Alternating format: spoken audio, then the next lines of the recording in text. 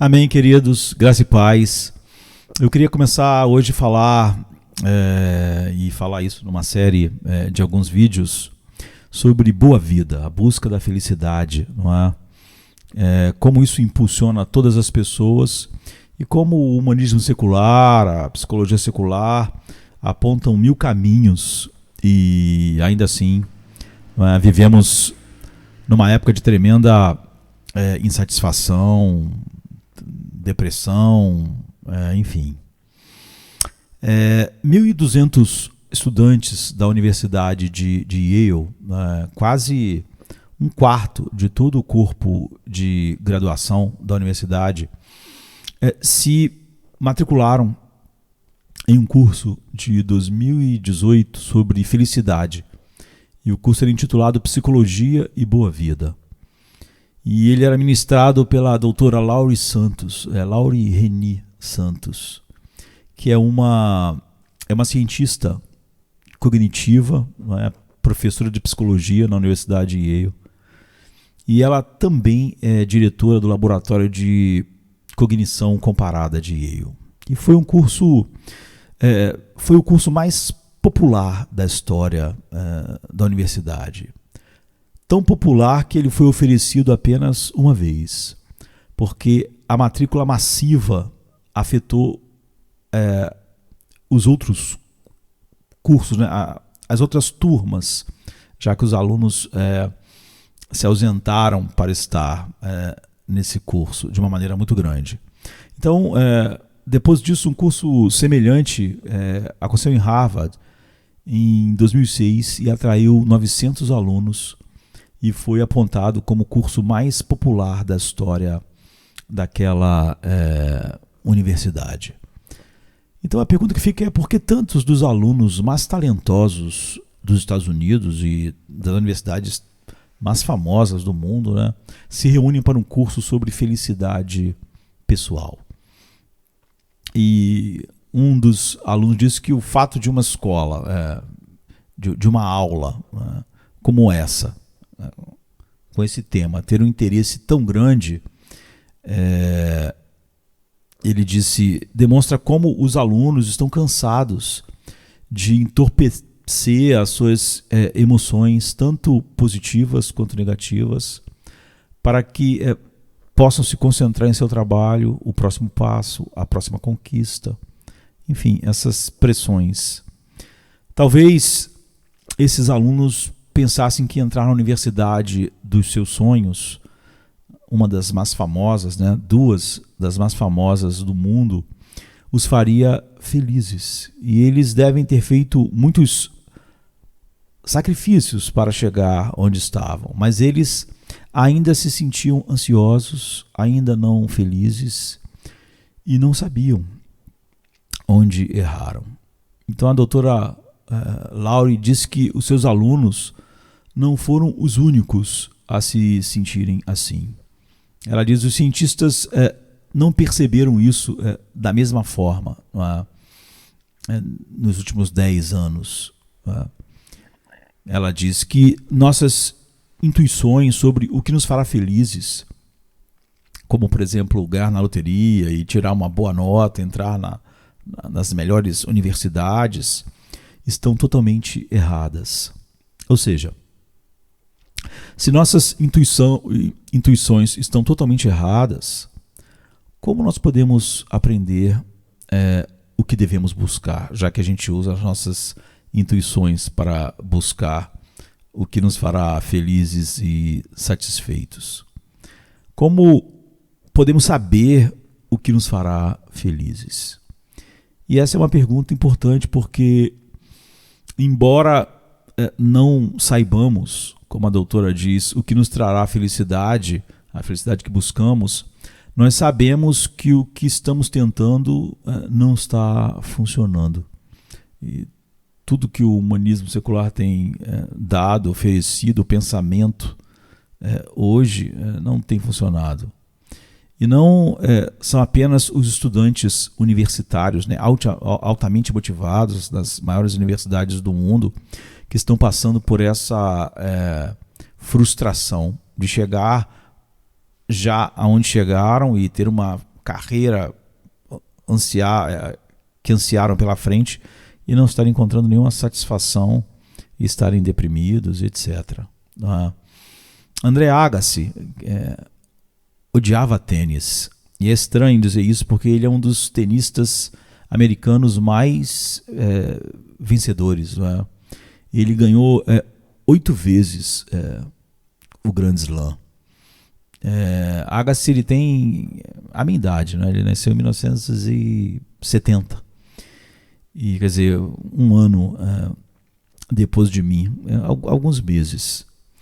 E Agassi, ele passou do rebelde de cabelos compridos, que as pessoas adoravam, porque ele era um tenista meio diferente. Na época, os tenistas tudo de branco, com um jeito mais normal. E ele era começou a usar roupas coloridas no tênis e cabelos grandes. E depois de alguns anos, ele estava no lugar oposto, né? Estava sem cabelo nenhum, com a cabeça raspada, tremendamente vencedor. No entanto, Agassi confidenciou, depois que a carreira dele acabou, que ele odiava o tênis. Ou seja, um astro do tênis dizer isso é estranho. Ele disse que odiava o tênis, mesmo em seus momentos de maior triunfo pessoal, quando ganhava vários grandes slams. Então ele escreveu em sua autobiografia, né, Open, agora que eu ganhei um slam, quando ele ganhou pela primeira vez, ele diz, agora que eu ganhei um dos torneios, né, do Grand Slam, eu sei de algo que poucas pessoas na Terra têm permissão ou chegaram a saber. Uma vitória não é tão boa quanto uma perda é ruim. Ele diz, e a sensação não dura tanto quanto a ruim, nem mesmo perto. Então, a gente pode perguntar, se ele não gostava de tênis, por que ele continuava jogando? Hora após hora, dia após dia, semana após semana, mês após mês, treino, viagem, jogos. A gente pode fazer essa pergunta, mas a mesma pergunta não poderia ser feita a nós. Por que nós continuamos fazendo o que sabemos que não está funcionando?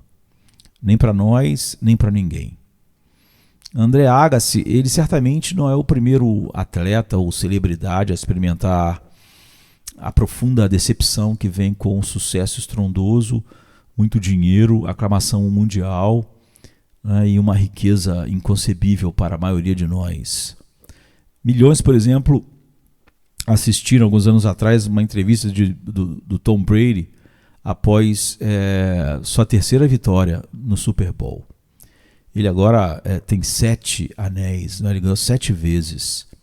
E quando ele estava na terceira, né? Ele que é o maior de todos os tempos no futebol profissional americano, né? No final da entrevista que ele estava dando, quando ganhou o terceiro Super Bowl, ele disse, porque eu tenho 3 anéis do Super Bowl e ainda acho que há algo maior. Lá fora tem algo melhor para mim. Por que eu sinto isso? Porque eu continuo sentindo isso. Quero dizer, talvez muitas pessoas diriam, ele diz, né? Ei, cara, isso é o que é. Né? Você alcançou o seu objetivo, o seu sonho, sua vida. Mas ele diz, e quando as pessoas falam isso, eu penso, Deus tem que ser mais do que isso. A vida tem que ser mais do que isso. Né? Então ele, milionário, o maior jogador de futebol americano de todos os tempos, casado com a Gisele Bündchen, né? Brasileira, e ele diz isso, eu quero dizer, isso não é o que eu buscava. Isso não pode ser o que todos dizem que é. Não é? E quando Tom Brady estava dizendo isso, o entrevistador interrompeu ele e fez uma pergunta. Então, qual é a resposta? E Brady respondeu, eu gostaria de saber. Não é? E ficou em silêncio e disse, eu gostaria de saber. Então você vê que Tom Brady e André Agassi, nós podemos falar de tantas pessoas, né? Tantas pessoas que chegaram em lugares tão altos quanto eles, tanto em dinheiro quanto em popularidade e tudo que isso traz. Tanto Tom Brady quanto André Agassi falam do auge absoluto de suas profissões, alturas desconhecidas para quase todos nós, a maioria dos habitantes do planeta Terra. No entanto, eles expressam um sentimento familiar para muitos de nós. Todos nós queremos ser felizes, mas não sabemos o que nos fará felizes, não é?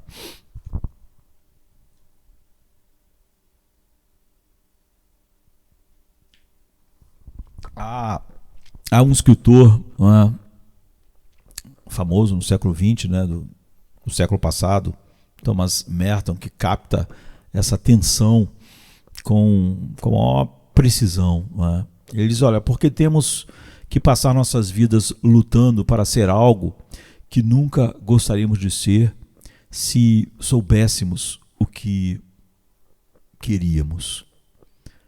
Por que perdemos nosso tempo fazendo coisas que, se pararmos para pensar, são exatamente o oposto do que fomos feitos para fazer?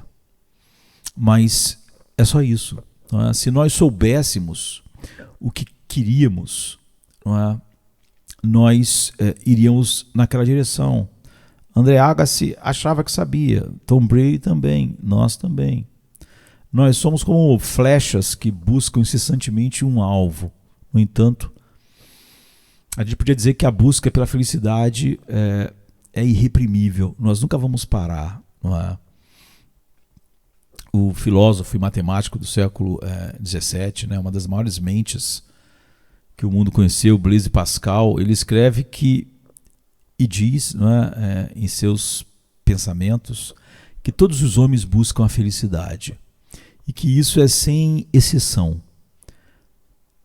Quaisquer que sejam os diferentes meios que eles empregam, todos os homens tendem a esse fim, a buscar a sua felicidade.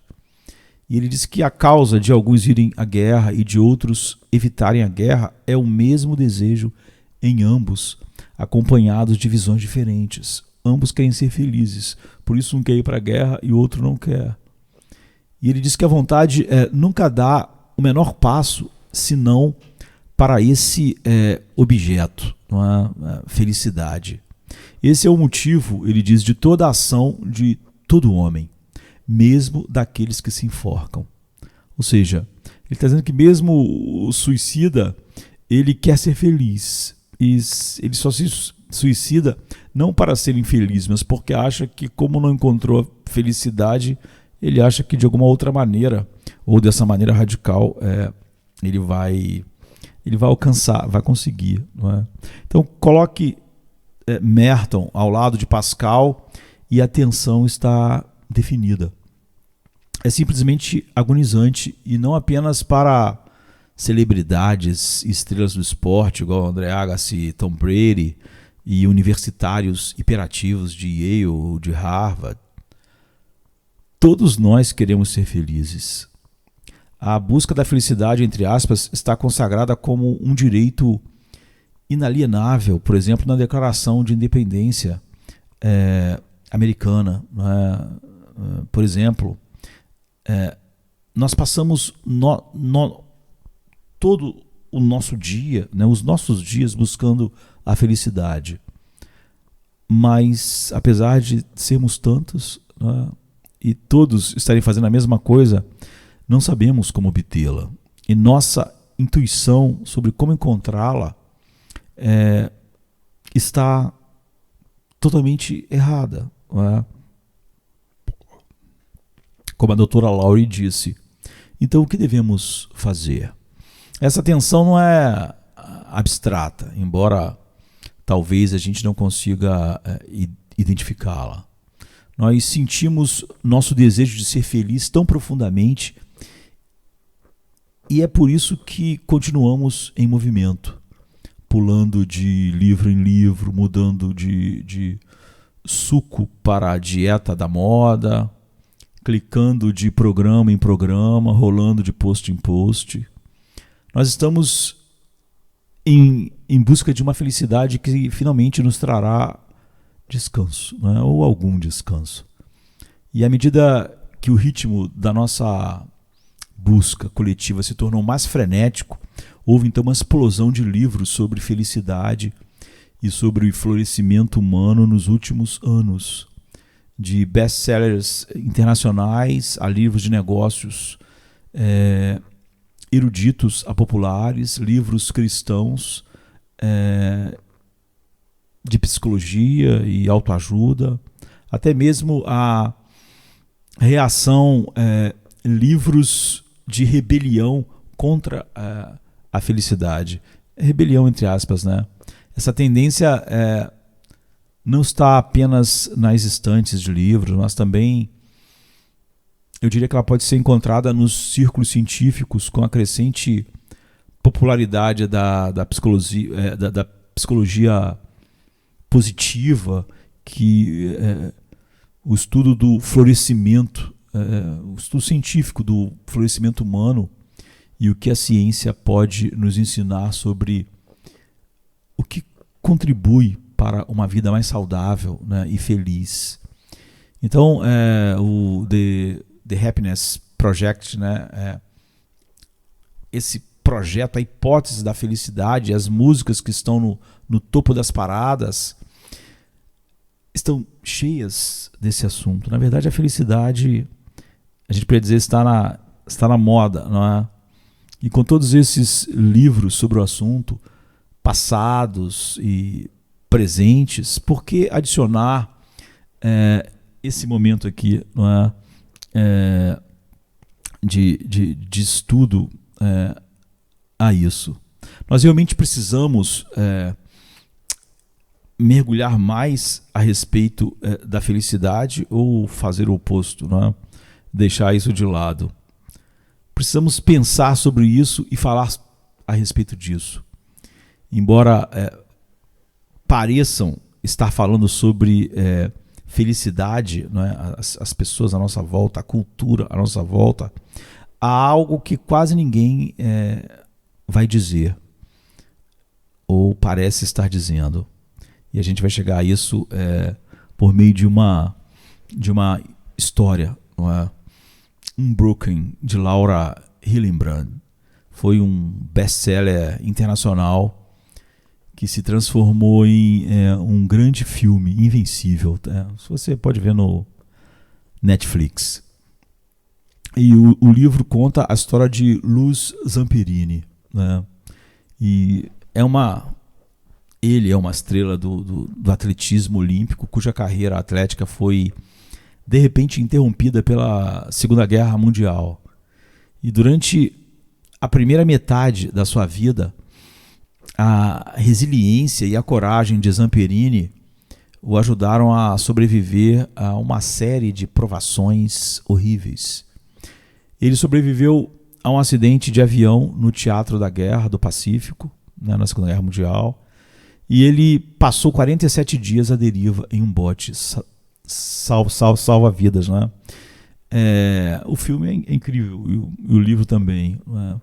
E ele ficou ali 47 dias naquele bote salva-vidas, pegando água da chuva como podia, tentando pescar como podia, e naquela balsa ele foi baleado por aviões inimigos, né? Atiraram, né? E estava cercado o tempo todo por tubarões famintos, e ele foi finalmente resgatado, né? Por isso que o nome é Invencível, né? Mas infelizmente ele foi resgatado pelos japoneses, né? E ele passou mais de 2 anos e meio como prisioneiro de guerra.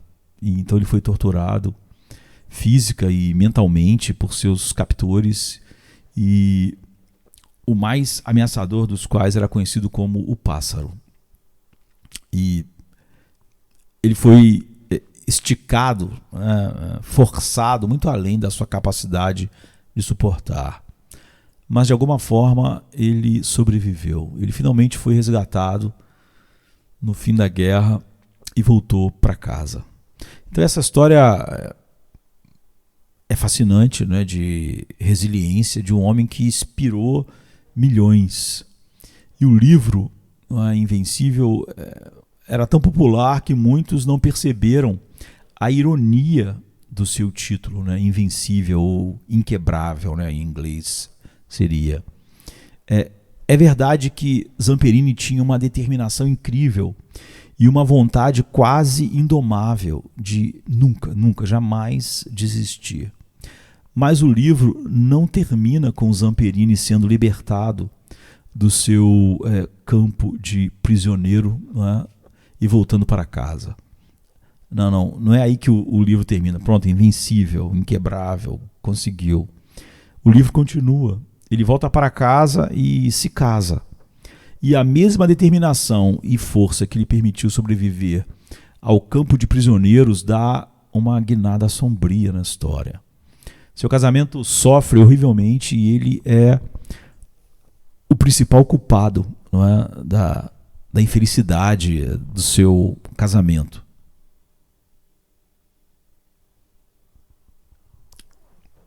Ele se torna um alcoólatra. Ele não pode deixar de lado a raiva profunda que sente por seus captores e, em particular, pelo pássaro, né? Que era quem era o chefão lá no campo de concentração e que mais o fez sofrer. Então ele sonha em voltar ao Japão, ele planeja em voltar ao Japão, ele sonha com isso para se vingar, para encontrar o pássaro, né, e se vingar. E ele não pode perdoar aqueles que o maltrataram. Ele está totalmente amargo, né? E embora ele esteja livre nos Estados Unidos, né, de muitas maneiras você vai ver no filme ou no livro que ele permanece preso. Zamperini achava que sua vida estava salva quando finalmente ele foi libertado do campo de prisioneiros. Mas não foi, né, quando ele se tornou livre. Aquele não era o seu momento de redenção. Não, até que seu espírito indomável fosse finalmente quebrado. Então ele é libertado de sua raiva e sentimento, libertado da sua raiva e ressentimento, né? Da sua dor, libertado para viver de uma maneira que ele nunca tinha vivido antes. Então, Broken pode ser o título do livro, mas Hillenbrand deixa claro, através da estrutura do livro, que a vida de Zamperini não é salva até que ele seja quebrado, né? E um acidente de avião não poderia fazê-lo, ou não pôde fazer. Um acidente de avião na guerra, né? 47 dias à deriva no mar não pôde quebrá-lo. Nem mesmo 2 anos em um campo de concentração terrível poderiam derrubá-lo. Só quando seu casamento está fracassando e ele se encontra perdido em uma garrafa, né, como alcoólatra, incapaz de fazer sua própria vida funcionar, é que ele tem uma experiência com Deus. E a vida de Zamperini muda quando ele é tocado por Deus e assistindo a uma cruzada, ele se converte. É somente quando ele está quebrado que Louis Zamperini abre caminho para uma nova vida. Nós temos a convicção de que, embora a história de Zamperini seja extraordinária, quem quiser encontrar a vida que é verdadeiramente vida deve seguir esse mesmo caminho, o caminho quebrado, embora ele tome formas diferentes para cada um de nós, né? Para mim, para Zamperini, para você. Nenhuma outra maneira a não ser perder nossas vidas nos trará descanso e a felicidade que nós ansiamos nesta vida. E é por isso que colocamos a história de Zamperini ao lado de 2 atletas tremendamente talentosos, dos mais talentosos da memória recente, não é? Competidores ferozes, com uma necessidade insaciável de vencer. porque eles, do alto de suas respectivas montanhas, estão nos dizendo que escalar a montanha da realização pessoal não funciona. Não é o caminho para a felicidade. Então, qual é o caminho? É disso que nós vamos tratar, não é, nesses vídeos. Nós precisamos falar de uma maneira adicional sobre felicidade, porque embora todos pareçam estar falando sobre esse assunto, aqui está o que quase ninguém parece estar dizendo. Felicidade é comunhão com Deus. Infelizmente, mesmo a igreja ressoa, não é, mais humanismo secular do que o ensino bíblico a respeito disso. E acabam encontrando racionalizações para a infelicidade até de quem diz conhecer Cristo, não é? E usam linguagem meramente da psicologia secular para explicar isso. E o caminho para essa comunhão que traz a felicidade é o caminho da cruz. Então, nossa tese é tão simples e tão subversiva, né? É antiga, é bíblica, possui um rico patrimônio histórico, mas esse tema quase desapareceu de nossa literatura, nossa linguagem, nosso entendimento compartilhado e até mesmo, infelizmente, de nossas igrejas. Se a primeira metade de nossa tese não é anunciada, então a segunda metade é quase desconhecida. Como é uma vida plenamente humana e próspera?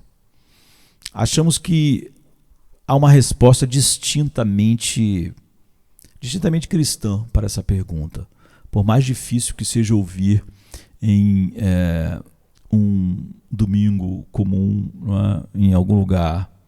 A resposta não é maior, mais nova, mais brilhante ou mais forte. Jesus Cristo fundamenta o que contribui para o florescimento humano em sua vida, morte e ressurreição.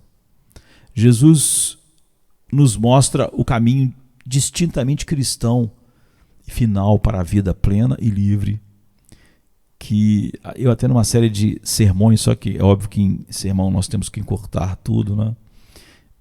A gente chamou de o caminho cruciforme. E cruciforme é uma palavra emprestada do mundo da arquitetura, onde descreve um edifício em forma de cruz. Todas as antigas catedrais, em particular, foram projetadas dessa maneira. Tinham um longo santuário com, na parte da frente, asas, de modo que a pegada do edifício é uma forma de cruz, se você olhar de cima, né? Mesmo aqui no Rio, por exemplo, a Catedral da Candelária e todas as grandes catedrais na Europa, no mundo, né, tem esse formato, né, cruciforme. Então, cruciforme significa simplesmente em forma de cruz. Então, o caminho cruciforme é o caminho em forma de cruz, e o caminho cruciforme é o caminho de Deus para a vida boa e bela que Ele pretende para nós. Isso nos parece estranho, não é? Você está me dizendo que para o caminho, que o caminho para a felicidade, para a plenitude e o florescimento é através da perda, da privação, através do sofrimento e da morte, não é? Porque é sobre isso que a cruz fala. Isso parece contraproducente e contraintuitivo, de tal maneira que você vê que a igreja hoje fala muito mais sobre o que a psicologia secular fala do que sobre a cruz. E os cristãos estão buscando no mesmo lugar que o mundo essa suposta felicidade e autoestima, etc.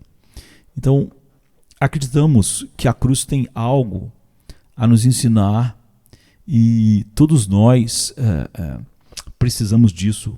Ela tem algo para nos ensinar sobre o que significa viver uma vida plenamente humana aqui e agora. Não é?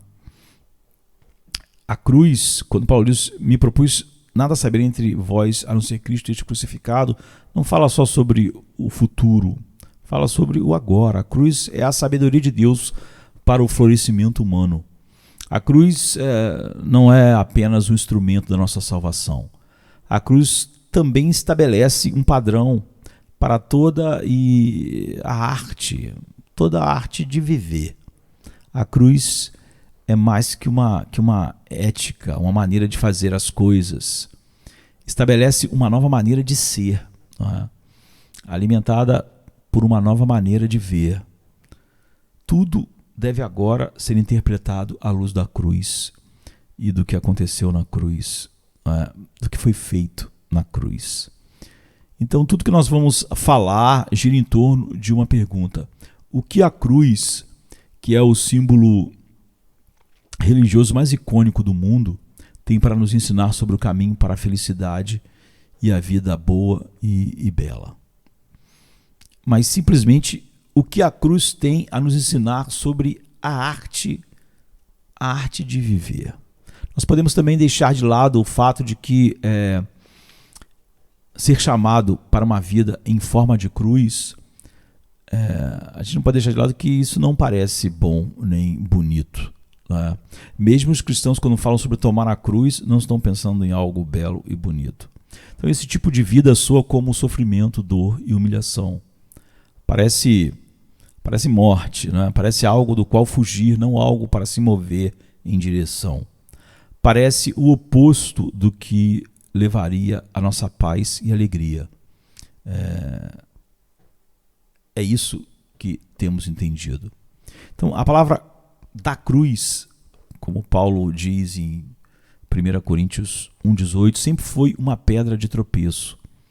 No mundo antigo, a cruz de Cristo era um escândalo para as mentes romanas, gregas e judaicas. Era tolice acreditar que o Deus Todo-Poderoso ia se revelar de maneira tão humilde e humilhante. Então, parte do nosso encargo nesses estudos é recuperar esse escândalo para um público que nós, a igreja dos nossos dias, domesticou a cruz ou a reduziu a apenas o lugar privado onde Jesus morreu por nossos pecados pessoais. Então, como é a cruz diante de mim, diante de você?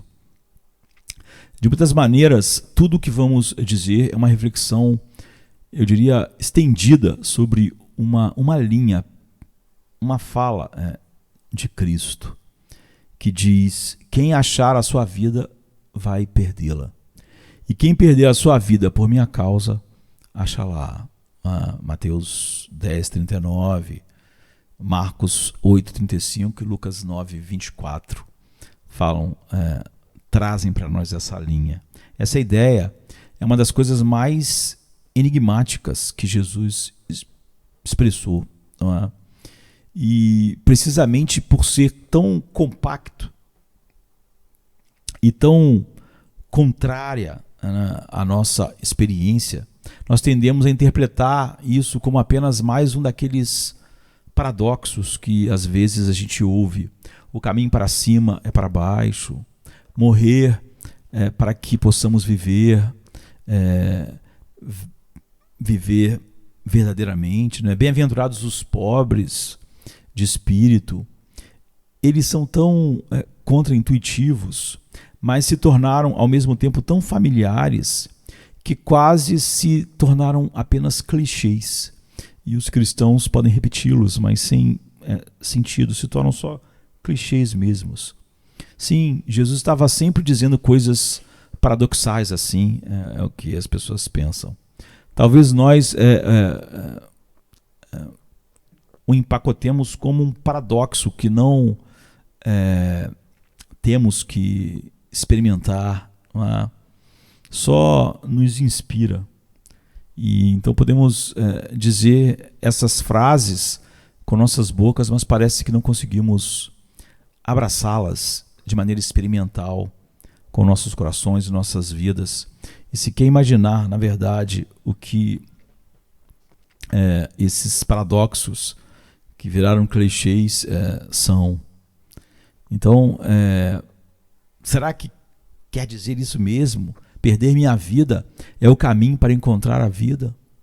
Então, de fato, acreditamos que Jesus estava nos dizendo a verdade, ou seja, a maneira como as coisas realmente funcionam no universo em que nós vivemos. Se acreditássemos no que Jesus disse tão claramente, isso não mudaria o que tínhamos, ou do que temos medo, não mudaria o que nos faz ansiosos ou traz ansiedade, não mudaria as nossas ambições. Na lápide do romancista russo Fyodor Dostoiévski, né, um dos maiores de todos os tempos, está o verso que ele escolheu como epígrafe para seu último romance, Os Irmãos Karamazov. Dostoiévski, ele se converteu ao cristianismo já adulto, quando alguém lhe deu uma cópia do Novo Testamento, enquanto ele estava na prisão.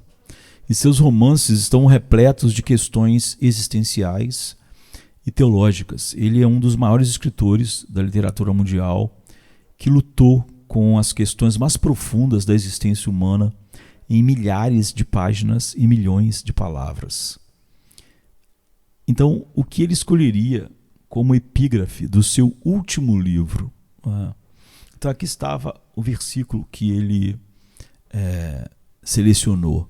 Em verdade vos digo que se o grão de trigo não cair na terra e morrer, ficará só, mas se morrer, dará muito fruto. João 12, 24. Essas são as palavras que Jesus falou aos seus discípulos. E no verso seguinte, ele diz para eles: quem ama a sua vida, a perde.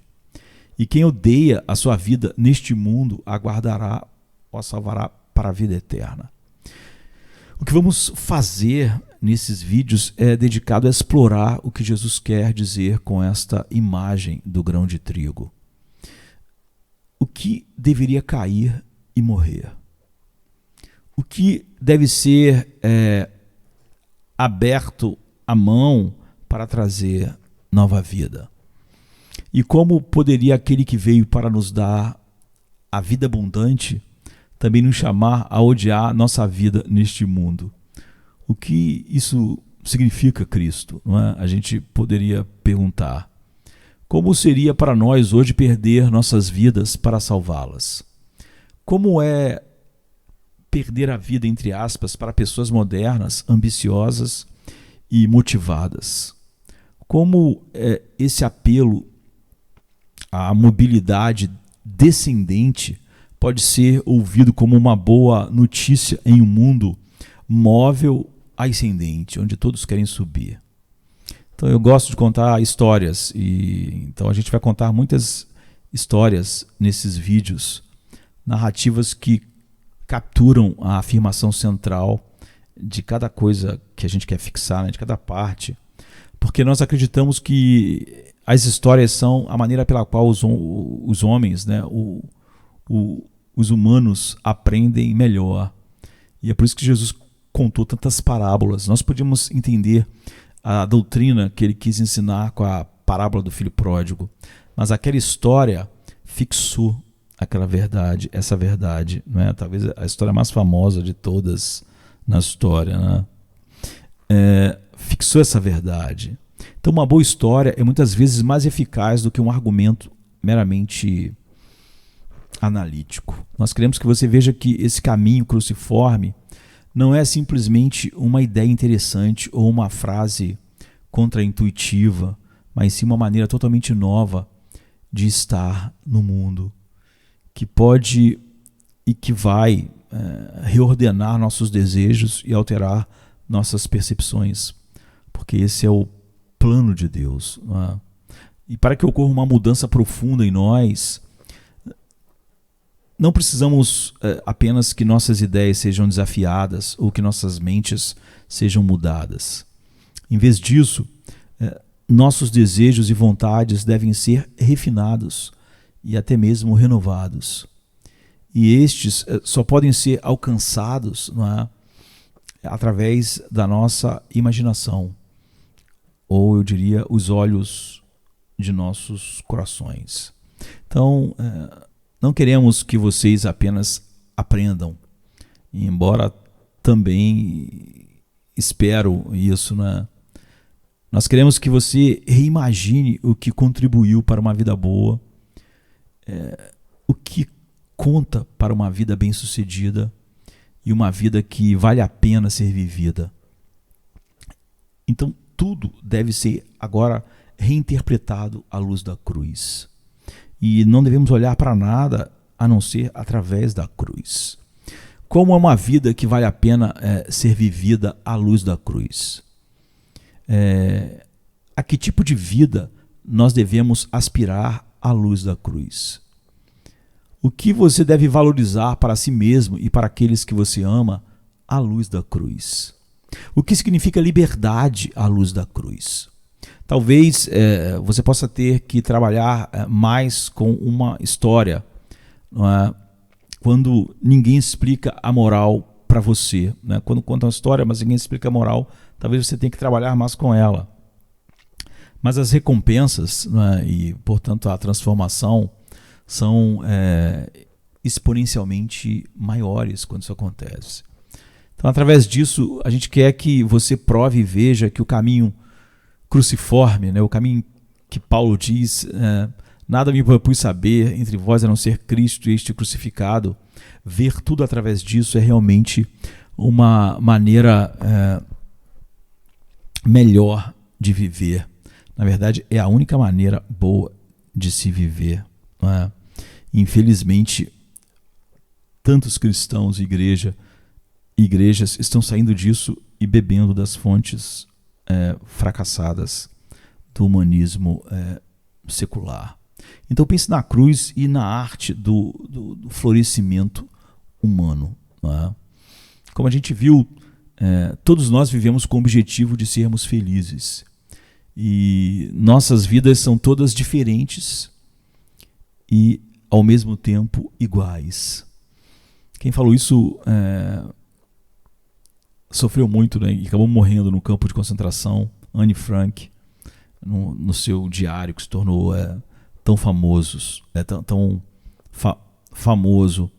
Outra pessoa disse: todos os homens buscam a felicidade, isso é sem exceção, como a gente mencionou no início. Quaisquer que sejam os diferentes meios que empregam, todos tendem a esse fim.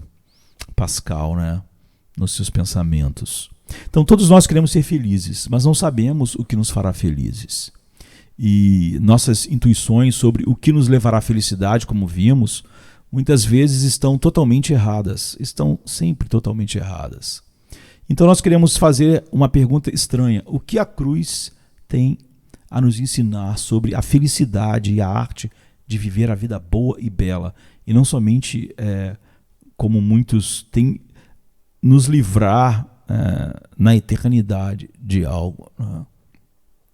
Então, no mundo antigo, a cruz era um instrumento de tortura, de sofrimento, humilhação e morte.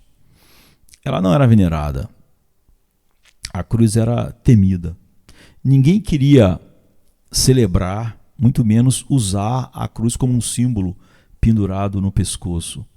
Era muito doloroso e muito vergonhoso morrer na cruz. Então, a morte por crucificação era tão agonizante que uma nova palavra foi inventada, foi cunhada para descrever a agonia da cruz. O nome é excruciante. A gente fala: eu estou com uma dor excruciante, não é? Então, a visão das cruzes ao longo das estradas romanas que levavam à capital teria evocado nas pessoas pavor e terror na imaginação de todos aqueles homens e mulheres do primeiro século. Hoje, a cruz é o símbolo religioso mais icônico do mundo, reverenciado pelos cristãos como instrumento de salvação humana e celebrado como o lugar onde Jesus morreu para tirar o pecado do mundo. E a cruz decora colinas e casas e bíceps em tatuagens e decotes, né? Mas e se a cruz for mais do que percebemos? E quando eu falo percebemos, não estou falando do mundo, estou falando da igreja mesmo, né? Que tem uma cruz tão esvaziada, como Paulo fala em Gálatas. E se a cruz não for apenas um memorial do evento mais importante do mundo, mas também uma revelação da sabedoria de Deus para este mundo aqui e agora, e não só para a eternidade. E se a cruz for um desafio perpétuo às nossas noções de glória e grandeza, e uma acusação contínua de nossas, eu diria, formas mais arraigadas de pensar e valorizar as coisas. E se o caminho de Deus para uma vida humana florescer for o caminho cruciforme?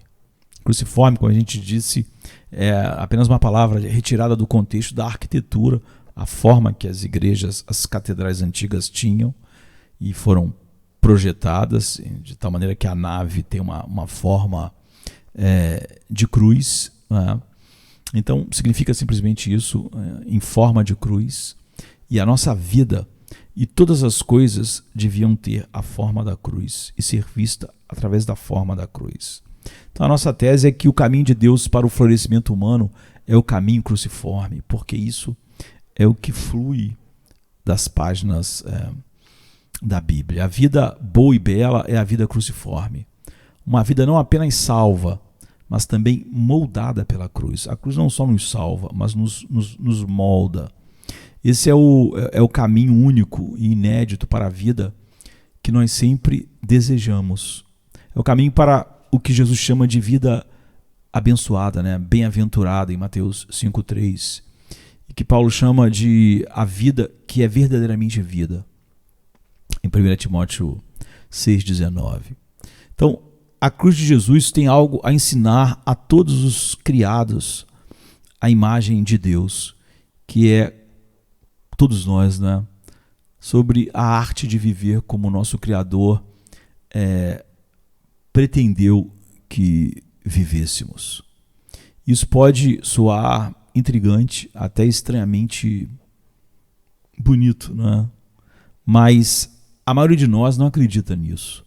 Não realmente. E mesmo a maioria dos que se dizem cristãos. Se o fizéssemos, em vez de temer o que nos decepcionou, abraçaríamos as expectativas não atendidas para nos levar adiante. A gente diria obrigado a qualquer coisa que nos humilhasse. O fracasso se tornaria um amigo e nossos egos se tornariam nossos inimigos. A cruz é o estranho caminho de Deus. E isso nos mostra que perder a vida que sempre pensamos que nós precisávamos para encontrar a vida que nós sempre quisemos e nunca soubemos como ter. Então esse tema da vida cruciforme é antigo e bíblico, mas na maior parte desapareceu da nossa literatura e linguagem hoje. E, claro, das igrejas. E isso não é surpreendente, é uma cultura que valoriza a autoexpressão, o individualismo radical, que valoriza o conforto, a segurança e a saúde, e para a qual estes são mais acessíveis do que em qualquer outro, essas coisas são mais acessíveis do que em qualquer outro momento da história, não é? Então o escândalo da cruz hoje é que ela deixou de ser um escândalo, não é? No entanto, a visão da vida cruciforme, historicamente, ela capturou a imaginação de alguns de nossos melhores artistas, não é? É o enredo de um dos maiores poemas do mundo, a Divina Comédia, né, de Dante Alighieri, e inspirou o livro que por 1000 anos ficou atrás apenas da Bíblia, como o livro mais lido do mundo, que é A Consolação da Filosofia, não é? Ele teve uma boa corrida no topo das paradas, né, durante muito tempo, mas não parece que hoje ele seria um best-seller. Ele foi escrito pelo homem mais famoso do século VI, Boécio. E a gente pode dar uma resumida assim, na história de Boécio. Boécio nasceu numa família nobre, mas seus pais morreram quando ele era ainda muito jovem. E ele foi adotado em uma outra família de prestígio, riqueza e influência. Ele se tornou então um estudioso realizado. E é por causa de suas traduções de Boécio que a gente tem algumas das obras de Aristóteles ainda hoje conosco, por exemplo. Então ele se tornou um estadista célebre, amplamente respeitado por seu conhecimento político. E ele se casou bem. Sua esposa era universalmente admirada por seu caráter e pedigree e beleza. E ele recebeu as mais altas honras que o Estado poderia dar. Boécio ele foi nomeado Magister Officiorum, uma espécie de primeiro-ministro, né? E ele tinha 2 filhos e viu esses 2 filhos se tornarem homens honrados e alcançarem alguma medida do seu próprio sucesso, né? do sucesso do pai. E esses 2 irmãos foram nomeados cônsules conjuntos, ainda jovens, né? E quando isso aconteceu, o seu orgulhoso pai, né, Boécio, fez o discurso naquele dia. Então, você pode ver a imagem, né? Seja no que for que você seja bom, Boécio era melhor. Tudo o que você conseguiu, ele conseguiu mais. Ele foi o homem mais talentoso do seu tempo, né? Ele era músico, poeta, político, erudito, orador. Então aqui nós temos um homem que aparentemente tinha tudo. Ele foi bem sucedido em todos os sentidos possíveis. Casamento, carreira, enfim, reconhecimento, né? E não temos sequer uma categoria para esse tipo de sucesso hoje. Ninguém hoje, que você acha mais famoso, chegou perto do que Boécio foi.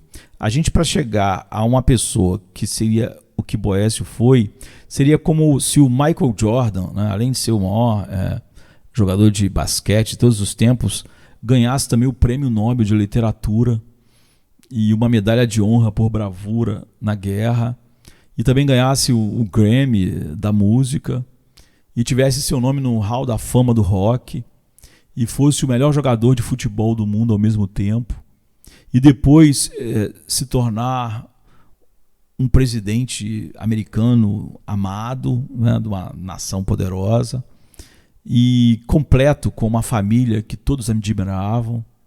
Então Boécio é o homem original mais interessante, eu diria, do mundo. No entanto, menos de um ano depois de presidir a posse pública dos seus filhos, Boécio se viu em uma cela solitária a 560 quilômetros da sua casa. Ele havia sido vítima de uma campanha de difamação injusta por seus rivais, compreensivelmente invejosos, né? Ele foi falsamente acusado e depois despojado de sua honra, riqueza e amigos. E ele foi sentenciado à morte. Talvez isso tenha os ingredientes de um grande best-seller, né? A vida dele, né? Afinal. Exceto que o enredo não gira do jeito que nós esperávamos. Então seu livro, A Consolação da Filosofia, começa com Boécio na prisão. Ele está perturbado, indignado com a injustiça de tudo aquilo, e ele está consumido de autopiedade. Então esse homem de coração partido, ele é visitado na prisão por uma visão de alguém a quem ele chama de Lady Filosofias, né? E ela se torna sua guia. E ao longo de seu livro, Boécio descobre que ele realmente sofreu uma grande tragédia, mas que sua maior tragédia não foi a perda da sua reputação, da sua riqueza ou da sua honra, né? o guia, né, ou a guia de Boécio, o leva a ver uma preocupação que ele não enxergava, que é ainda mais grave. Uma que levou essa adversidade, até essa adversidade, para abrir seus olhos. Então, Lei de Filosofia mostra a ele que a sua prosperidade, seu sucesso, suas vitórias e seus ganhos, sua glória pessoal e sua aclamação pública, tudo o levou a esquecer o que é mais importante. E a dama, ou a Lei de Filosofia, leva Boécio a perceber que seu bem maior e, eu diria, a dobradiça sobre o qual gira a maior felicidade é Deus. Mas a jornada para essa realização é difícil, né? Nós precisamos da ajuda soberana de Deus, até mesmo para ver Deus como nosso bem. Então, Lei de Filosofia canta uma bela canção pedindo a ajuda de Deus, o Deus que gerou o mundo a partir do seu amor perfeito, em cuja bondade todas as coisas têm o seu bem. A fonte do bem de todas as coisas é Ele, né? Então ela canta que o desejo de todo ser humano é contemplar a majestade de Deus. Ela diz: para o bem-aventurado que só o contempla, tu és a única serena meta em que podemos descansar, satisfeitos e tranquilos, e ver a tua face é a nossa única fome, nossa única sede, pois tu és nosso começo, nossa jornada e nosso fim. E em outro momento, mais tarde, né, ela canta: quão feliz é a humanidade se o amor que ordena as estrelas acima governa também em seus corações. Ou seja, se aquele que governa as estrelas governar também seu coração. Então, felicidade é conhecer e ser conhecido pelo Deus do universo, ela está dizendo. Então, essa sábia guia não foi a primeira e nem será a última a cantar essa canção, não é? Muitos de nossos melhores artistas, filósofos e teólogos ao longo dos séculos definiram a felicidade dessa maneira. De Agostinho a Aquino, de João Calvino a Jonathan Edwards, de John Donne a John Owen. A definição de felicidade é conhecer e deleitar-se em nosso Criador, ver a face de Deus e assim dar-lhe a glória que só Ele merece. Por exemplo, Isaías 42:8 diz isso. E é para isso que nós fomos feitos. E é precisamente isso que vemos em toda a Bíblia. Você pode olhar no Salmo 27:4, Davi fala muito sobre isso, né? Salmo 105:4, ou Paulo em 1 Coríntios 13, verso 12, e 1 João 3:2, enfim. É de fato o ponto culminante para o qual toda a narrativa bíblica se constrói. Por exemplo, o livro do Apocalipse termina com uma imagem de Deus habitando com a humanidade. O fim, literalmente, é a comunhão com Deus, como tem Apocalipse 21, de 1 a 5. A intenção final de Deus é a sua intenção original. E o desenrolar da história da Bíblia descreve até onde Deus foi em Cristo para restaurar a comunhão que foi perdida no Éden e levar além daquilo que o homem poderia ter no Éden. Então, se a felicidade é comunhão com Deus, nenhum evento ou circunstância externa pode tirar de nós essa esperança viva. E foi isso que Boécio aprendeu com o que sofreu e com o que ele perdeu. A comunhão com Deus é o maior privilégio da humanidade. É o grande fim para o qual todos os nossos ensinamentos devem apontar. Infelizmente, como eu disse, você não vai ter nada disso no humanismo secular e hoje em dia nem na maior parte da igreja. Então, todos os nossos ensinamentos devem apontar para isso, para o qual a criação e a redenção são apenas o caminho. Você não pode encontrar na criação e nem na redenção.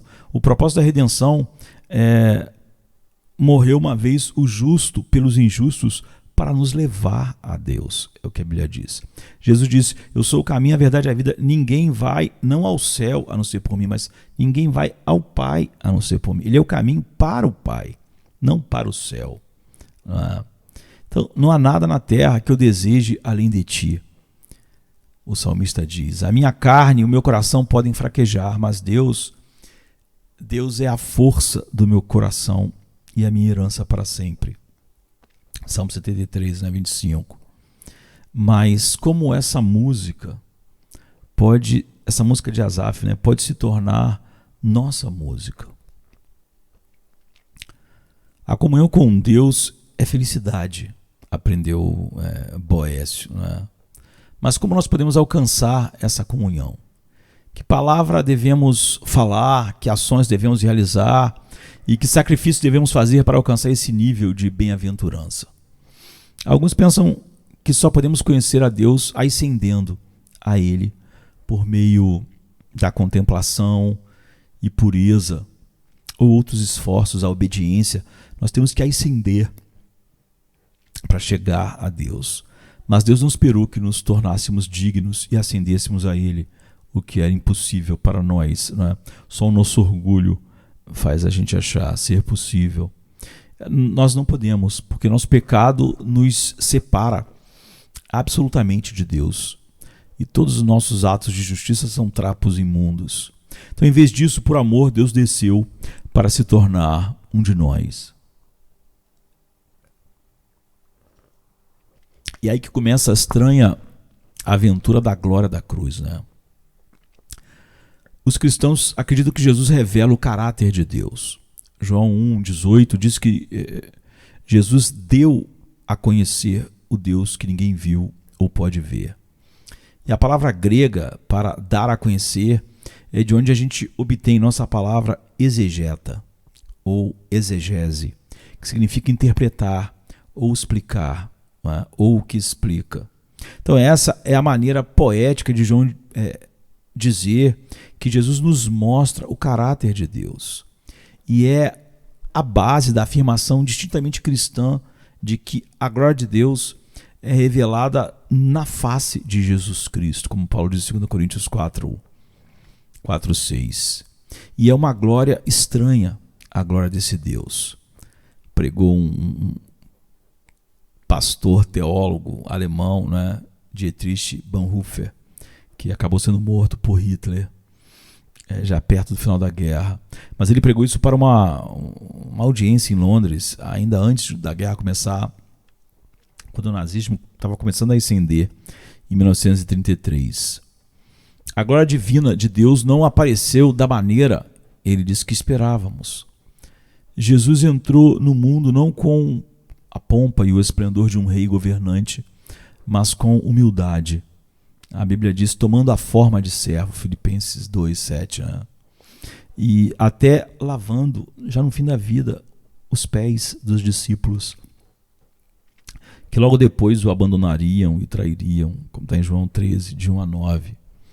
Ele praticou o caminho da obediência fiel por todo o caminho, através do sofrimento, da morte, e mesmo morte de cruz. Ele tendo-se esvaziado, desceu, se humilhou e humilhou até a morte, e obedeceu até a morte de cruz. É o que Paulo diz em Filipenses 2:8. Onde ele finalmente recebeu uma coroa e foi entronizado como rei, como um sinal, com aquele sinal em sua cabeça para provar isso. O rei dos judeus, João 19. Então é possível ler as histórias do Evangelho e concluir que a glória de Jesus foi apesar da cruz, que ele suportou a cruz em seu caminho para a glória real. Mas seria mais correto, mais bíblico, ou seria bíblico dizer que a glória de Jesus não foi apesar da cruz, mas através da cruz. De fato, é uma glória estranha. A cruz não estava a caminho da glória, ou no meio do caminho da glória, mas era parte integrante da glória. Porque é nela que vemos a expressão mais completa do que Deus é, do seu amor abnegado por aqueles que ele deu ao seu Filho, e também sua ira infinita contra o pecado. Então Deus foi mais glorificado quando o Filho de Deus foi crucificado. É o que João 12, 27 a 33 mostra. E essa é uma glória estranha, porque contradiz todas as nossas expectativas de como a glória se parece e o que Deus deveria ser. Né? Se a cruz é o que mais o revela o seu Filho, Cristo este crucificado. Então, como o apóstolo Paulo observa em 1 Coríntios, a cruz nos parece loucura. Isso ofende nossa sensibilidade. No entanto, é exatamente assim que Deus escolheu se revelar, não de acordo com a sabedoria mundana, mas na loucura da cruz. Diz Paulo em 1 Coríntios 1:18 em diante, acho que até o 21. Então, Paulo escreveu essas palavras para a igreja de Corinto, a igreja em Corinto, que era uma antiga metrópole muito parecida, por exemplo, com o Rio de Janeiro, onde eu moro. Não é? Todos nós vivemos a maneira coríntia. Não é? Corinto era uma próspera encruzilhada comercial, uma cidade portuária, localizada em uma importante rota comercial leste-oeste. Foi uma cidade que foi saqueada e destruída por Roma no ano de 146 a.C., mas ela foi refundada 100 anos depois como uma colônia romana. E ela foi rapidamente povoada com ex-escravos e homens livres que viram na nova cidade novas oportunidades de avanço social e econômico e oportunidades não disponíveis em cidades mais estabelecidas como Roma. Não é? Corinto, a cidade era hipersexualizada e era religiosamente plural. Ou seja, ela abrigava dezenas de templos, estátuas e monumentos, incluindo, por exemplo, um templo para Afrodite, a deusa do amor e da beleza, em uma colina alta com vista para toda a cidade. Então, como uma cidade jovem que ela era, não é? Já que ela foi refundada, Corinto era o lar dos ascendentes e daqueles que procuravam um novo começo. E como a maioria de seus cidadãos não era da nobreza, originalmente, Corinto era muito consciente e apegado à ideia de status. Como você ia subir, como você ia se tornar alguém importante, já que você naturalmente não vinha de uma linhagem nobre. Então as pessoas eram obcecadas com a aparência, a autopromoção e a publicidade. E eram dadas à jactância, razão pela qual a palavra jactância aparece com frequência, né, nas cartas de Paulo para a cidade de Corinto, para a igreja em Corinto. E Corinto era cosmopolita, não é? Diversa em todos os sentidos, era materialista, altamente competitiva, sedenta, né? Tinha uma sede enorme de status, com uma ênfase inflada na percepção e reconhecimento, resultando em segurança generalizada, nascida da compreensão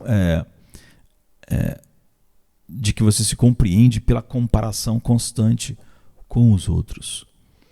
Eles até gravaram seus nomes nas pedras da cidade em um apelo desesperado para serem lembrados. Né? Isso era Corinto. Mas sou exatamente como nossa cidade, o Rio de Janeiro, ou como a sua cidade, como o Ocidente em nossos dias. Os valores de autopromoção e materialismo e a prática de disputar poder e popularidade estão profundamente arraigados no estilo de vida de todos nós. É tudo sobre o que é maior, mais novo, mais brilhante, não é? Mais importante, com mais seguidores.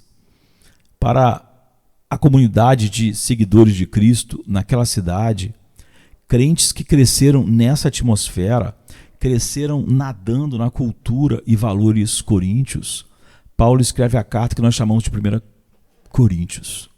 E uma leitura superficial da carta sugere que a principal questão enfrentada pela igreja era a desunião, como está, por exemplo, no capítulo 1, verso 10. Mas a questão mais profunda era que, embora tivessem ouvido o evangelho de Jesus, os seus valores ainda estavam sob o domínio do seu antigo modo coríntio de ver a vida. Então Paulo diz, você não está sendo meramente humano para eles. Paulo pergunta aos seus leitores do capítulo 3, verso 4. Os santos em Corinto tinham mais de Corinto neles do que tinham de Cristo. Sabe? Seria como dizer que os santos no Rio de Janeiro têm mais do Rio de Janeiro do que de Cristo. Então, com efeito, o apóstolo Paulo está dizendo para eles, o evangelho em que você escolheu acreditar ainda não fez sua obra profunda.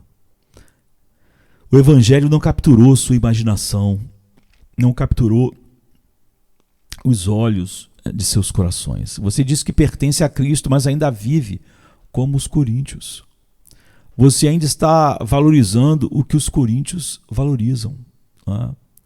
Você ainda está preocupado com o que os coríntios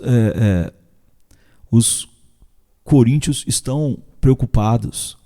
Você ainda está se medindo contra esses marcadores de importância antigos, marcadores de autoestima, não é? De valor.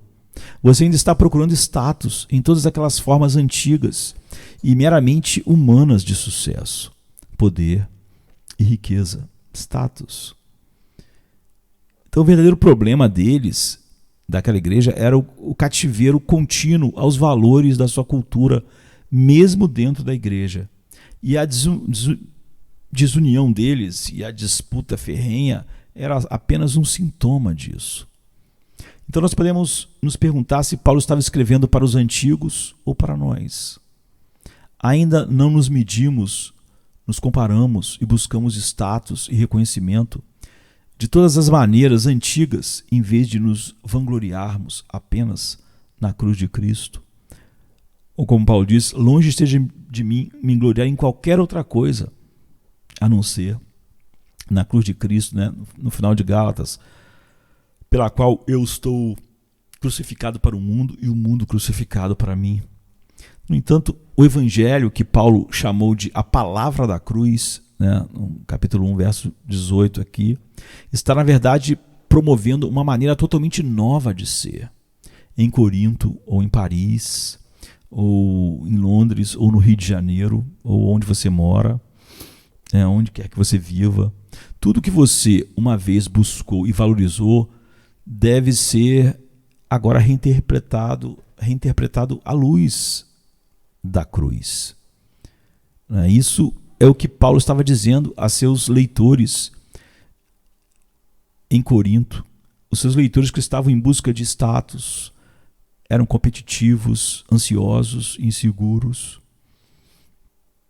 O povo de Cristo deve modelar uma nova maneira de ser humano, onde todos os antigos marcadores de sucesso, de valor, de importância, de autoestima, não apenas não contam mais, mas também foram expostos como tolice.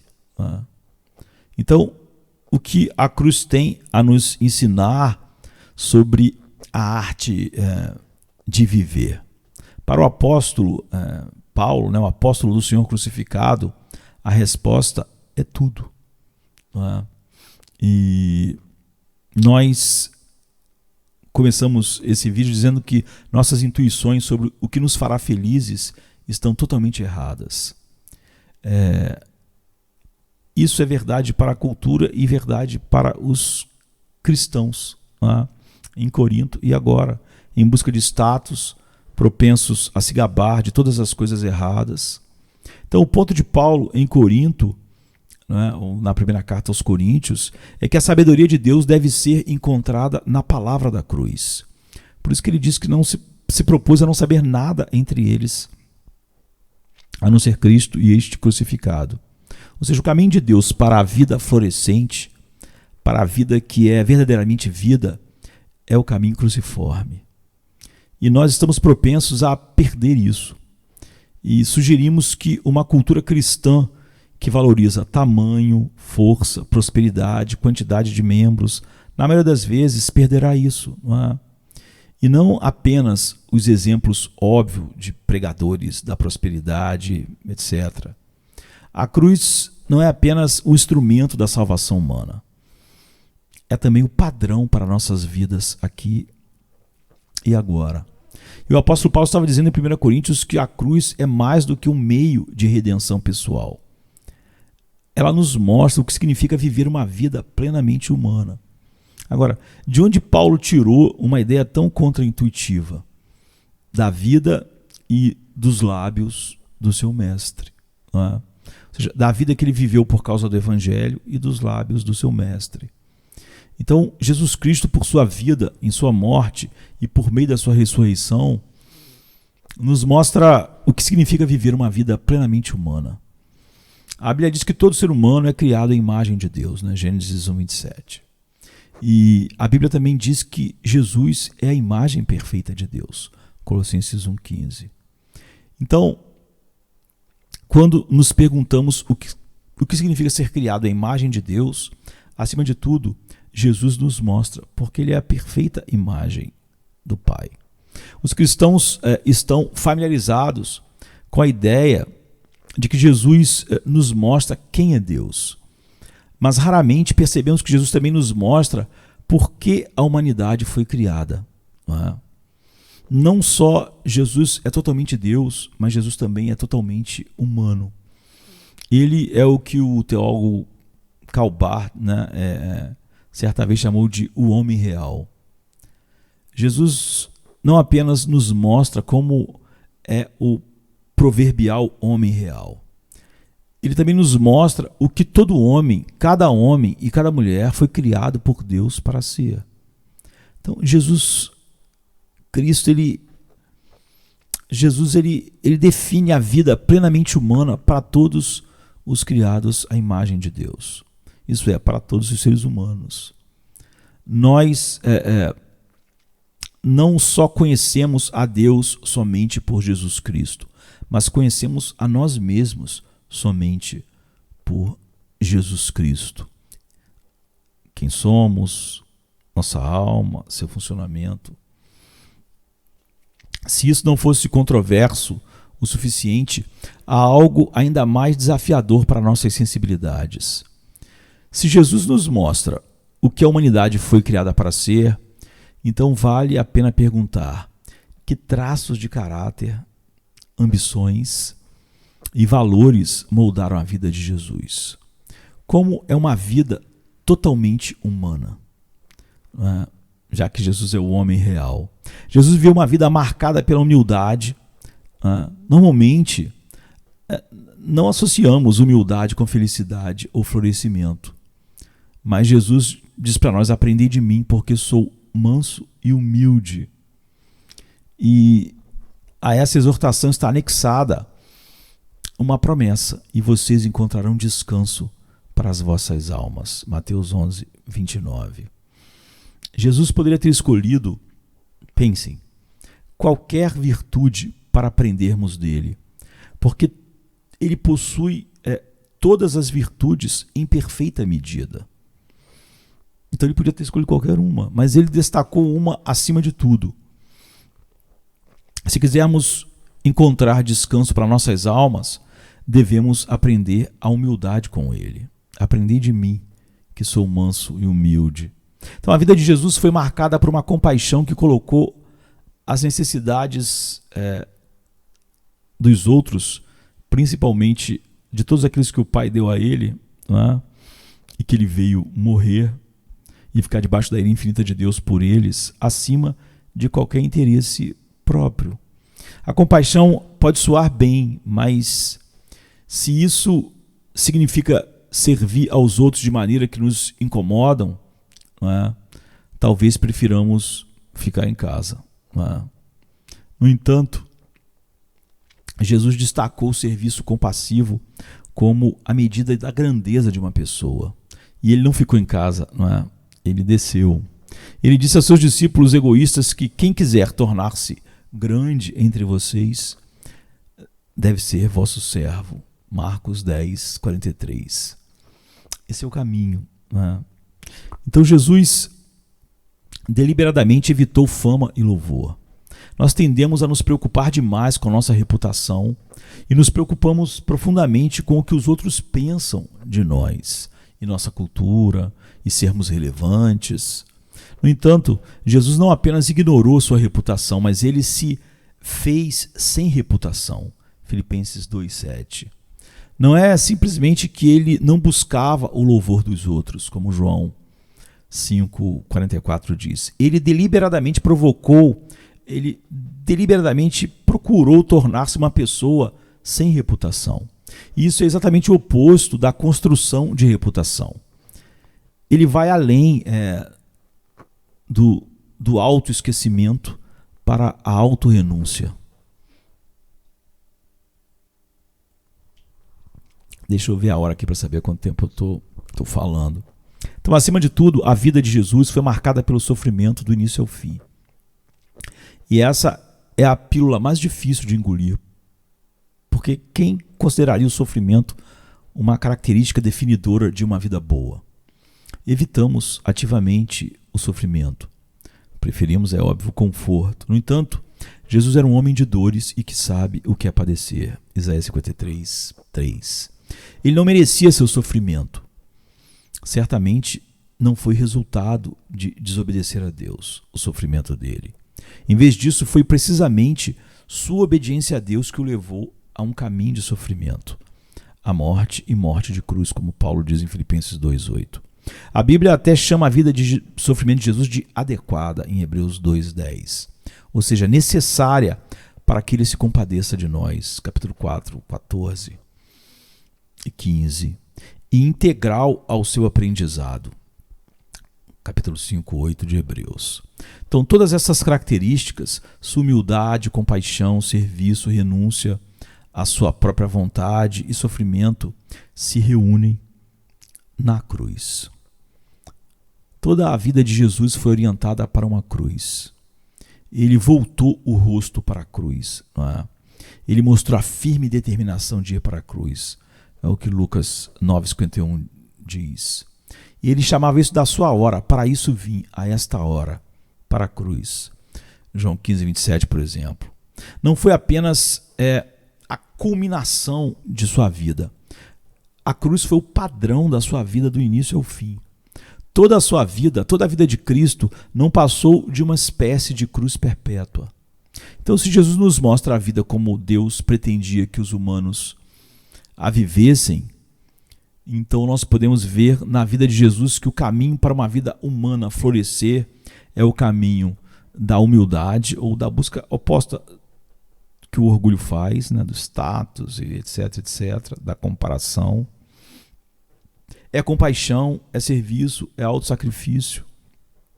Então, a felicidade é encontrada no caminho de se tornar conscientemente sem reputação, mesmo no caminho da dor e do sofrimento. Né? Então, para Jesus, esse é o caminho para uma vida plenamente humana. Então, o caminho para uma vida plenamente humana para Jesus é o caminho da cruz. Ah, mas isso soa como uma boa vida para as pessoas. Se formos honestos, provavelmente admitiríamos que não soa nem bonito nem bom. Podemos falar da boca para fora e concordar que as virtudes que a gente mencionou devem fazer parte de uma boa vida cristã, mas tão poucos de nós parecem verdadeiramente acreditar que esse caminho, não é, o que alguém certa vez chamou de o pequeno caminho, leva à vida que nós ansiamos, a essa felicidade que nós tanto desejamos e buscamos em todas as coisas. Porque se nós acreditássemos, se o fizéssemos, nossos medos, o que temos medo de perder, e nossas ambições, o que aspiramos, seriam muito diferentes. Queremos ter o cuidado de salientar que o que estamos ensinando não é um chamado ao autoaperfeiçoamento. Jesus não está nos chamando para um novo programa moral ou religioso. Ele está nos chamando para si mesmo. Ele nos uniu a si mesmo, se nós pertencemos realmente a Ele. Ele está nos chamando à medida mais plena de vida e felicidade, de conhecer e ser conhecido, de amar e ser amado, de viver em comunhão com Ele e seu Pai, pelo Espírito Santo. Essa é a mais profunda realização da nossa natureza, porque é para isso que fomos feitos. E Jesus, ele abriu o caminho e sua vida moldou também o caminho. Então, o que estamos ensinando também não é sobre a imitação de Cristo.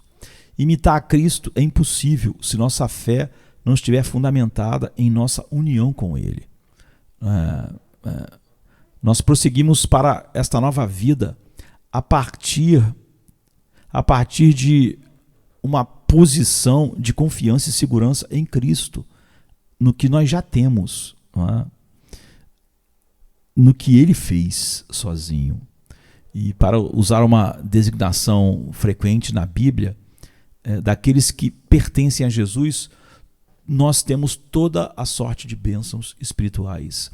Já é nossa se nossas vidas estão unidas a Cristo, como está em Efésios 1:3. Nós participamos da vida, morte e ressurreição de Cristo.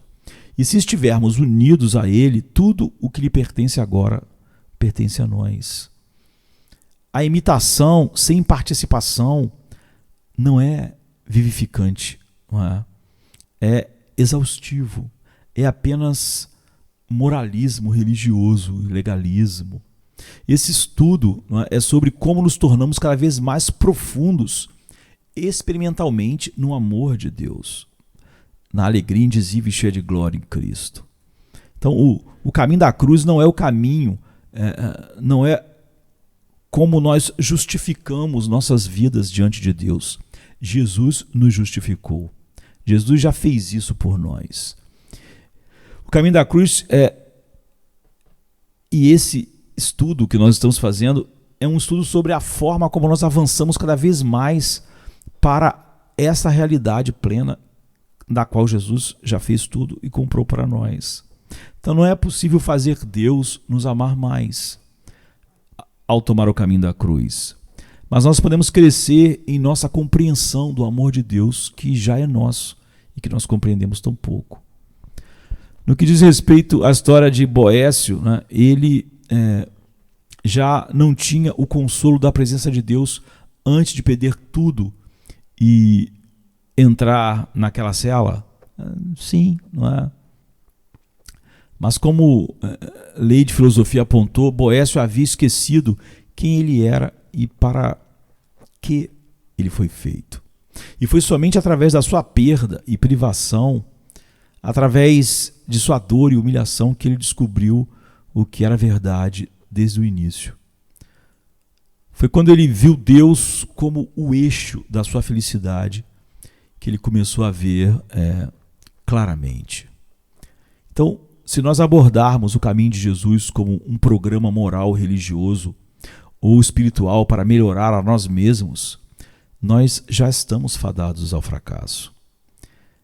É um problema de motivação, isto é, o que move a vontade. Por que nós devemos praticar a vida, não é? E viver a vida que Jesus moldou para nós? Por que ser compassivo? Por que ser paciente no sofrimento? Por que seguir esta vida cruciforme? Por que não nos gloriarmos em nada a não ser na cruz? Se é apenas uma questão de seguir ordens, isso soa como uma vida muito sombria, não é? A melhor e mais verdadeira razão para seguir o caminho da cruz é que nos conduz à realidade mais profunda das coisas. Jesus e seu reino, a razão de tudo. E ao sermos conformados à vida cruciforme, estamos sendo conformados ao próprio coração de Deus. Um Deus de amor que se doa, não é? E que é uma fonte que flui tudo que é bom e não pode receber nada em troca, não é? Quem primeiro deu ele alguma coisa para depois receber? O mundo inteiro é uma dádiva desse fluir, desse amor medidas diferentes, né? E a cruz, ela revela supremamente esse amor e o ser e quem Deus é, né? Cristo e este crucificado. A cruz é o meio pelo qual o amor que ordena as estrelas acima, para a gente citar Boécio, né, governa também os nossos corações. E Jesus diz para nós, esse é o caminho, ande nele. Nós podemos falar sobre as maneiras como a cruz vira nosso mundo de cabeça para baixo. Isso certamente derruba nossas expectativas. Mas, na verdade, a cruz realmente vira o mundo de cabeça para baixo. A cruz nos mostra o ritmo de como as coisas foram feitas para ser. Isso é o que C.S. Lewis, em O Leão, a Feiticeira e o Guarda-Roupa, descreve como magia mais profunda de antes da aurora dos tempos. Então, como a cruz nos convida a reimaginar a vida boa, ela nos chama a ser deslocados do centro de nossas próprias vidas. A cruz diante de nós. E quando nós mantemos a cruz diante de nós, essa visão renova nossas mentes e transforma nossas vontades até que nós começamos a ver corretamente todas as coisas e começamos a nos gloriar naquilo que realmente traz glória e prazer. E cada vez mais ser moldado à imagem de Cristo em seu ser manso e humilde de coração, e o conjunto de coisas que isso traz, que é exatamente o oposto de tudo que o mundo diz sobre uma boa vida, começam a aparecer evidentes. É claro que é assim que a vida boa se parece. É claro que o sofrimento é necessário para nos afastar da nossa autoconfiança. A cruz conta a história verdadeira e a história duradoura de como a nova vida surge. Somente perdendo o nosso antigo modo de vida, nós encontramos uma nova vida. Por outro lado, uma vida orientada em torno de mim, tendo a mim mesmo como meu objetivo final, começa a se mostrar pelo que realmente é.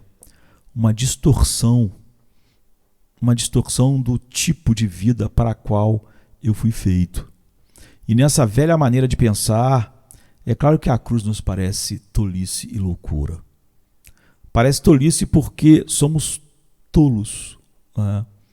Vidas egocêntricas são vidas tristes e vidas desperdiçadas. E isso nos ofende, dói, né? Nosso orgulho dói ao ouvir que nosso melhor, nossas maiores realizações e nossos esforços mais sinceros muitas vezes estão nos afastando de uma felicidade em que podemos descansar, e que o nosso melhor é que nos faz tão infelizes. E esse chamado cruciforme nos ofende porque, embora desejamos bondade e amor, queremos isso em nossos termos e em nossas definições. Então, refletindo sobre por que ele acreditava em Jesus, o poeta W.H. Auden, né, famoso, ele escreve: eu acredito porque ele não realiza nenhum dos meus sonhos. Eu acredito porque ele é, em todos os aspectos, o oposto do que seria se eu pudesse tê-lo feito à minha própria imagem. Não é? E porque Jesus, e não Sócrates, ou Buda, ou Confúcio, ou Maomé, ele pergunta. Nenhum dos outros, ele diz, desperta todos os lados do meu ser para gritar, crucifica-o. É isso, o caminho da cruz não é o caminho popular. Assim, falar em louvor à vida cruciforme traz, é óbvio, riscos distintos.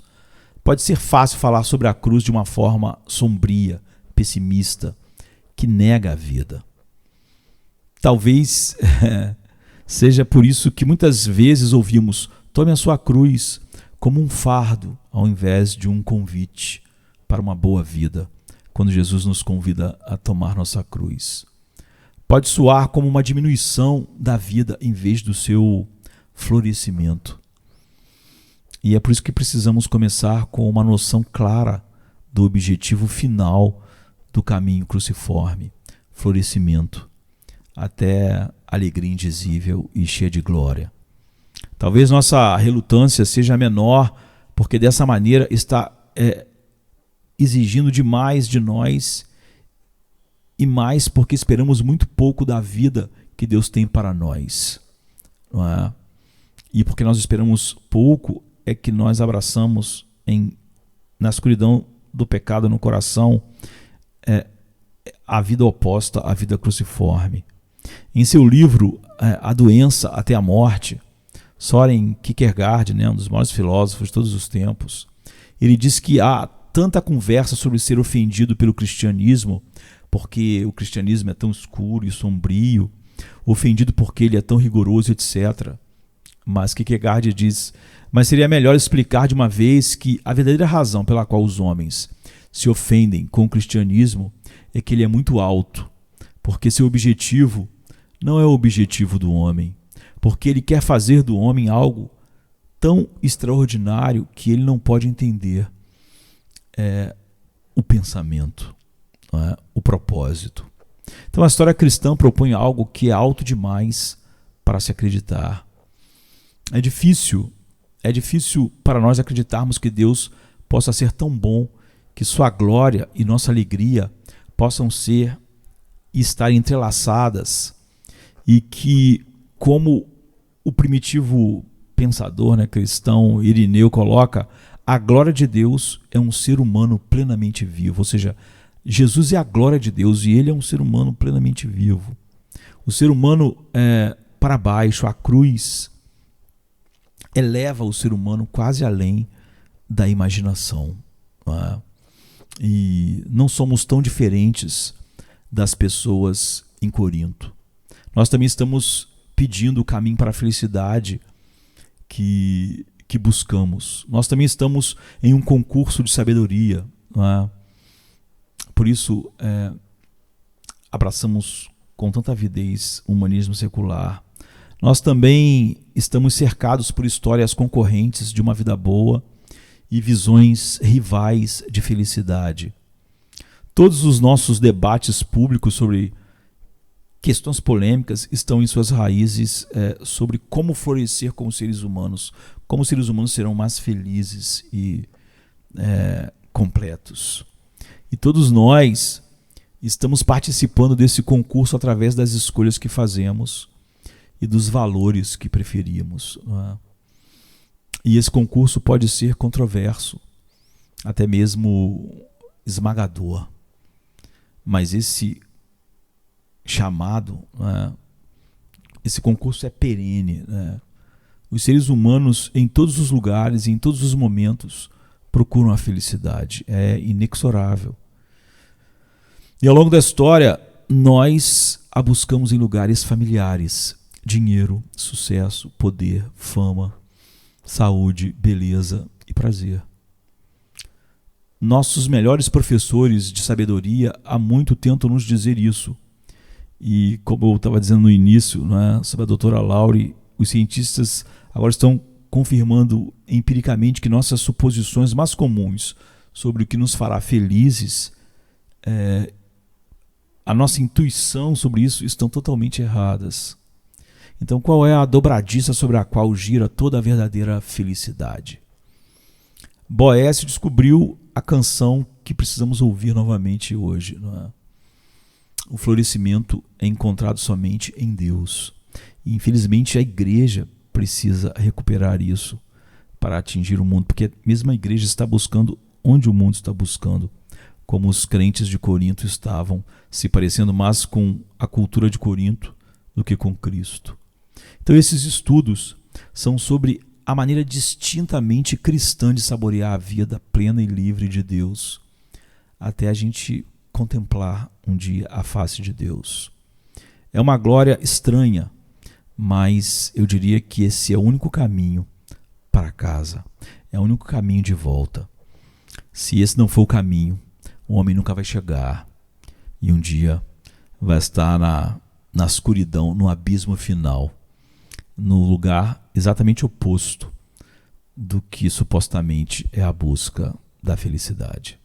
Então a gente vai continuar no próximo vídeo falando sobre isso. Amém, queridos. Fiquem na paz. Um abraço para todo mundo. Amém.